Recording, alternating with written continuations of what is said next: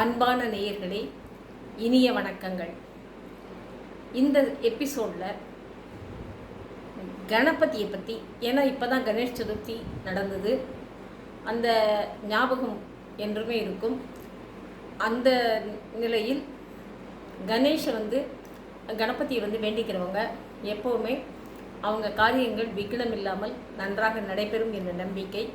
அடுத்தது, மூலக்கடவுளாக எந்த கடவுள் இருந்தாலும் முதல் கடவுளாக நம் பிள்ளையாரை வேண்டிக் கொள்வது எல்லோருக்குமே வழக்கமான ஒன்று. அப்போது அந்த கணபதியை எப்படி வணங்க வேண்டும், என்ன சொல்லி வணங்க வேண்டும்? ஒவ்வொரு மலர்களும் ஒவ்வொரு இறைவனுக்கு உகந்ததாக கருதப்படுகிறது. ஒவ்வொரு உணவு பதார்த்தங்களும் இறைவனுக்கு பிடித்ததாக கருதப்படுகிறது. இது மாதிரி எத்தனையோ இருக்குது. அவங்களுக்கு என்ன கலர் பிடிச்சிருக்கு, என்ன சாப்பாடு பிடிச்சிருக்கு, அவங்களுக்கு இந்த விழாவில் எந்த நைவேத்தியம் பண்ணணும், இப்படி நிறையா வழக்கம் எல்லாருக்கும் இருக்குது. இப்போது நம்ம பார்க்க போகிறது என்னென்னா, இந்த கணேஷை பூஜை பண்ணுறதுக்கு முன்னாடி என்ன பண்ணணும்? ஓம் கணபதியே நமக, அதாவது ஓம் தத்புருஷாய வித்மஹி வக்ர துண்டாய தீமஹி தன்னோ தந்தி பிரஜோதயாத், அப்படி ஒரு கணேச காயத்ரி மந்திரத்தை ஆரம்பித்து இதை 3 முறை சொன்னால் மிகவும் நல்லது. அதற்கு பிறகு ஸ்ரீ கணேச மந்திரத்தை சொல்ல வேண்டும். ஓம் ஸ்ரீம் ஹ்ரீம் க்ளீம் க்ளௌ கம் கணபதியே பரவரத சர்வஜனாமே பரமானய ஸ்வாகா. இது மூல மந்திரம். எதுன்னு கேட்டாக்க ஓம் கம் கணபதியே நமகா, ஓம் கம் கணபதியே நமகா. இப்படி இந்த கடவுளை வணங்கும் பொழுது என்ன நடக்கும் அப்படின்னு கேட்டாக்க, இப்போது எந்த ஒரு காரியமாக இருந்தாலும் நம்ம பெற்றோர்களை ஆலோசிக்கிறோம், கலந்து பேசுகிறோம், எது செய்தால் எது நல்லது என்று கேட்டுக்கொள்கிறோம். அப்படி தான் பிள்ளையாரும். அந்த பிள்ளையார்கிட்ட வேண்டிட்டு வந்தாக்க அவர் நமக்கு பாசத்தோடும் அன்போடும் அந்த அறிவுரைகளை எப்படி சொல்லுவார் என்று கேட்டார். அவருடைய முகபாவம், அவருடைய உருவ அமைப்பு, அது எல்லோருமே சின்ன குழந்தை முதல் பெரியவருடைய வரை ஈர்க்கக்கூடியதாக இருக்கும். ஏன்னா சாதாரணமே பாருங்கள், எத்தனை வாகனங்கள் வந்தாலும் சரி, எத்தனை உலக அதிசயங்கள் நடந்தாலும் சரி, இப்போவும் வேடிக்கை பார்க்குறவங்க ரயிலை வேடிக்கை பார்க்குறது உண்டு. ரயில் இவ்வளோ நீளமாக இருக்குது, எப்படி போகுதுன்னு. அடுத்தது இது யானை பார்ப்பாங்க அனிமலில். அந்த யானை பார்க்குறவங்க அறுக்கவே மாட்டாங்க.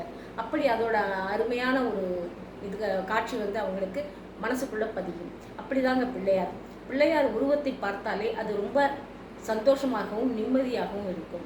அவருடைய கண்கள், அவருடைய பார்வை அப்படியே நம்மளை பார்க்குற மாதிரியே இருக்கும். இது எப்படி நான் உங்களுக்கு அனுபவபூர்வமாக சொல்லணும்னு கேட்டாக்க, நான் வளர்ந்த ஊர் புதுக்குடி அப்படிங்கிற ஒரு கிராமம், மன்னார்குடி பக்கத்தில். அந்த கிராமத்தில் எனக்கு தெரிஞ்சு நான் 11th கிளாஸ் வரைக்கும் அங்கே தான் படித்தேன் கிராமத்தில். அப்போ அந்த பிள்ளையார் கோவில் தான் எனக்கு தெரிஞ்சது. அந்த பிள்ளையாரை வணங்கி தான் வளர்ந்தேன். அப்போது அந்த பிள்ளையார் கோவிலில் போய் உட்காந்து நான் ஏதாவது பேசினேன்னாக்கா எனக்கு அது பதில் சொல்கிற மாதிரி ஒரு ஃபீலிங் வரும். எப்போவும் எனக்கு ரொம்ப பிடிச்சது பிள்ளையார். அப்போது அந்த பிள்ளையாரை விட்டுட்டு காலேஜில் படிக்கும்பொழுது ஒரு தடவை சென்னையில் போய் உறவுக்காரங்க வீட்டில் தங்கியிருந்தேன். ஒரு 15 நாள். அந்த 15 நாளில் ஒரு வாரத்துக்கு பிறகு என்னால் இருக்கவே முடியவில்லை. என்னவோ திடீரென்று அந்த பிள்ளையாரை பார்க்க வேண்டும் என்ற ஆசை விட்டது. ஆனால் போக முடியாத சூழ்நிலை. அப்போது நான் அவரை பற்றி நிறைய ஸ்கிரிப்ட் எழுதியிருக்கேன். எழுதிட்டு அடுத்த தடவை வரும்பொழுது நான் அங்கே உட்காந்து அதை பற்றி பேசி படித்து பிள்ளையாரை வணங்கிட்டு வந்திருக்கேன். அப்போ அதில் ஒரு திருப்தி. எல்லாமே இந்த ஃபீலிங்ஸ் கனெக்ஷன் தாங்க. இப்போ லைட் எப்படி எரியுதுன்னு நமக்கு கேட்டாக்க எப்படி சொல்லுவோம்? சுவிட்சு போட்டால் லைட் எரியுது. அது உள்ளே என்ன நடக்குது, நெகட்டிவ் பாசிட்டிவ் எப்படி வேலை பண்ணுது, அதெல்லாம் ரிசர்ச் பண்ணுறது இல்லை. சுவிட்சு போட்டால் லைட் எரியும். அப்போது அந்த லைட் எரியும், சுவிட்ச் ஆஃப் பண்ணால் இருட்டு வந்துடும். அப்போ இந்த இருளே முதல்ல எங்கே போச்சு? அதுதான் கேள்வி. இதை எப்படி நம்ம ஃபீல் பண்ணுறது? அதுதான் கடவுளோட வழியும். எப்படின்னு கேட்டாக்க அதாவது ஃபீல் பண்ண முடியுமே தவிர அதை எக்ஸ்பிளைன் பண்ண முடியாது. அதனால் இந்த பிள்ளையாரை நீங்கள் வணங்குங்க. குழந்தைகளாகட்டும் பெரியவர்களாகட்டும், முதலில் காலையில் எழுந்தவுடன் பிள்ளையார் வணங்கி இந்த மந்திரங்களை சொன்னால் உங்களுடைய வாழ்க்கை நன்றாக இருக்கும், நிறைவாக இருக்கும். அந்த பண்டிகை காலங்களில் மட்டும் குழக்கட்டை செய்து இட்லி செய்து நைவேத்தியம் செய்வது போராது.